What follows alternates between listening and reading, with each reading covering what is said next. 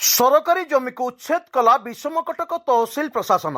रायगड़ा जिला विषमकटक ब्लॉक अंतर्गत बेरीखाल मौजारे सरकारी जमी उपरे होइथिबा बेआईन जबरदखल को आज उच्छेद करा जायछि। मां मरकमा कॉलेज आगरे थिबा सरकारी जमी को किछि लोके बेआईन भावरे जबरदखल करथिबार अभियोग होइथिला।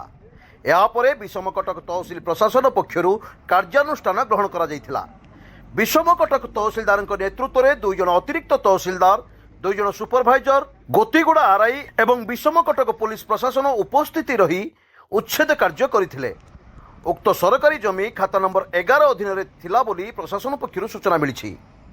प्रशासन पक्षरु स्पष्ट करा जायछि जे सरकारी जमी उपरे कोनोसी बेआईन दखल को कड़ा भावरे रोका जिवो एवं आगामी दिन रे एभली अभियान जारी रहिबो।